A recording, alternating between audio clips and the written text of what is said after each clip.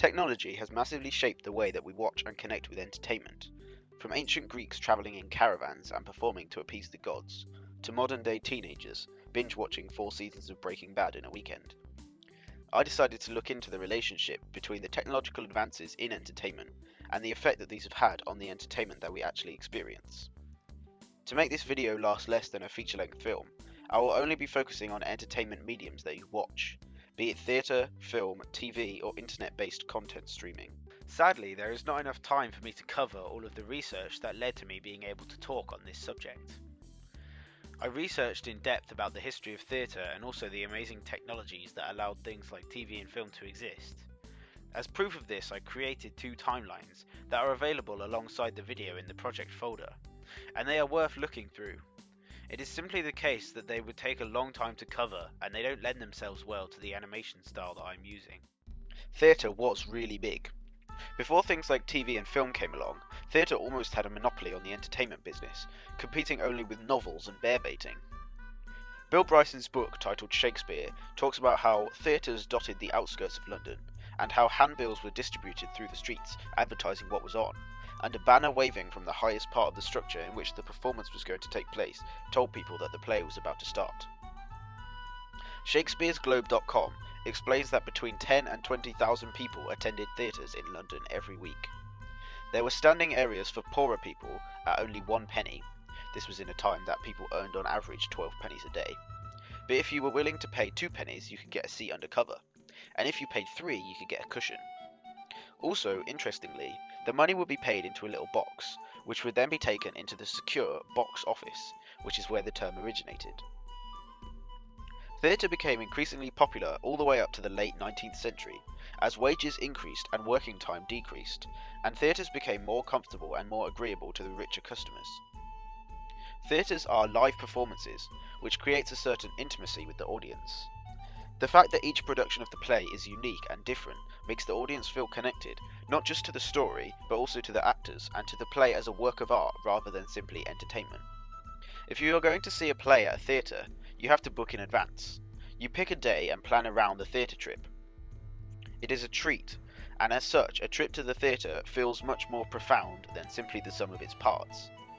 The entertainment is both enjoyable but also valuable due to its rarity, in the same way that a trip to the seaside is a valuable memory.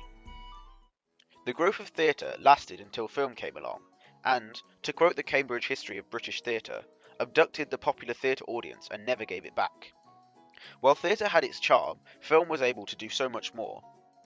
At the start, film was popular because it was novel, and no one had ever seen anything like it. And by the time that the novelty had worn off, talking movies were popular, and filmmakers had learned all of the tricks of the trade. While the shows at the cinema are not live performances, the intimacy with the audience can be artificially created somewhat, using camera angles that allow you to see the face and expressions of the actor, or more importantly actress, that you could never see in theatres. As it was so much cheaper for someone to film something once and then play it 100 times and get 100 lots of profit, filmmakers could spend a lot more on quality costumes, makeup and sets. They could also charge people much less to see something with this high production quality. Not only is film cheaper, it is also more accessible. You still had to travel, but there was no need to book in advance, and as shows could be played multiple times a day, it was a lot easier to fit a trip to the cinema in.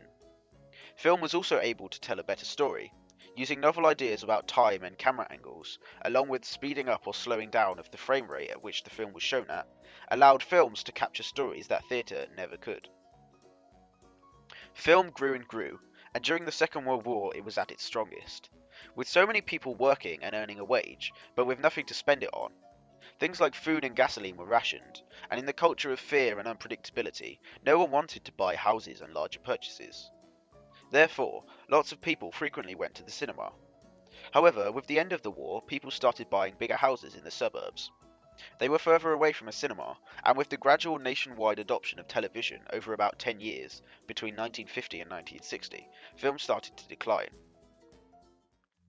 Television was slow to be adopted, and then colour television was also. The first commercially available TVs were made in the early 1930s, but they didn't catch on until at least 10 years later, and working colour televisions were marketed in 1953, but it wasn't until the mid-1960s that colour TV became the standard. It is safe to say that they did well and truly catch on though, as TVtechnology.com reported in 2013 that globally more than 1.4 billion households now own at least one TV set, which is 79% of all households. Televisions have achieved this dominance because of a few things. They are cheaper than film, with an initial cost and then smaller costs later on. They are also much more accessible than film. You can just turn them on and flick between channels to find something that you enjoy. These things meant that TV became extremely popular, but they also mean that TV is inferior to film in some ways. With the picture housed inside a tiny screen rather than on a large projection, and with the audio coming out of tiny speakers stuck on the side of the screen rather than from large speakers positioned around a large room, the quality of both is much inferior. This once again reduces the intimacy between the actors and the viewers. The experience of watching TV is in no way impressive in the same way that watching a movie or a play is. TV is commonplace and often turned to out of boredom rather than excitement. That being said, TV offers fans a unique connection to the entertainment that is not possible with film or theatre. With TV comes the weekly shows. The same show will broadcast a new episode once a week, sometimes more or less frequently. This is an experience unique from theatre and film, as in those mediums a story will be introduced, experienced, and then concluded in one session. TV series allow the show to be continuous over months, and the time in between episodes allows fans to discuss, theorise and participate in the fan community in a way that had never happened before. Also, with the advent of newer HD TVs and surround sound systems, some of the problems with TV are no longer quite so problematic. Although it is still true that TV is not a treat in the same way that a trip to the theatre or the cinema is. The final medium to talk about is that of the internet. The internet itself became very popular in the 1990s, and it has brought with it new ways of accessing content. Content streaming services were invented by Netflix in 1999, and now there are countless alternatives like Amazon Prime and Now TV. Netflix alone boasts 65.55 million subscribers worldwide. But while this is impressive, it doesn't really challenge the 1.4 billion households that have TVs. While internet is available pretty much everywhere, internet fast enough for streaming shows isn't. And while many smaller countries can make their own TV stations and broadcast their own shows, not many of them have their own content streaming service. There are countless legal and copyright issues that mean that these services cannot offer an exhaustive range of popular movies and TV shows. And while their library is rather large, it often will have one movie in a trilogy, or 3 seasons of a 7-season long series. That being said, they aren't competing with TV in the same way that film competed with theatre. Streaming is just a new way to watch the same content that you could watch on TV or in the cinema, which means that the only effect that it could have on the entertainment itself comes from its on-demand nature. Streaming is cheaper than cable subscription, but in a survey done by cutcabletoday.com, it was reported that 2/3 of their sample of 829 Netflix watchers also had cable TV. Streaming is much more accessible than TV. Not only can you watch it anytime, but you can watch it anywhere you want, on the train or at work. Also, you don't have to wait for a show to be on. Streaming allows you to binge watch shows without any ads, which means that a lot of content is viewed. Netflix original productions are even uploaded to Netflix a season at a time, as opposed to regular TV, where new episodes come out every week. While this can seem good on the surface, the culture of binge watching has turned TV from a social event to a private one. With streaming, you can still speculate and be part of the fandom, but only between seasons. Shows become less a collection of half-hour episodes, but rather a series of 18-hour-long behemoths. That being said, it is only Netflix original shows that come out like this. Most available content was available on TV first, and it came out week by week. Again, streaming isn't different to TV, it is complementary to it. Alongside content streaming services, there is YouTube. YouTube is completely different in that it doesn't host content made by giant media companies with billions of dollars in the budget, but content made by single people or sometimes groups of amateurs. YouTube boasts 1 billion active users each month, but it is a lot more difficult to pin down what a standard YouTube video is. In TV, everything is either half an hour or an hour long. There are advertisement breaks every 15 minutes. On YouTube, the content is completely up to the content creator. Many popular YouTubers are gamers or vloggers. Their videos will often be around 15 minutes long. Some people upload daily, some twice daily, some only once a month. There are people who make funny sketches, people who animate videos, people who throw eggs at things, people who watch paint dry. The medium of YouTube is so open and accessible that for the first time ever, not only can anyone watch the videos, but they can also make and upload their own videos. Also, as the money is created through ad revenue, YouTube is designed in such a way that the best videos are sifted out, and the best creators become better creators. The better you are, the more people will watch you, and the more money you will make. The more money you make, the more you will spend on your videos, and the better they can be. In many ways, YouTube makes up for what Netflix lacks. The intimacy between the fans and content creators is very high, especially as most content creators started as fans.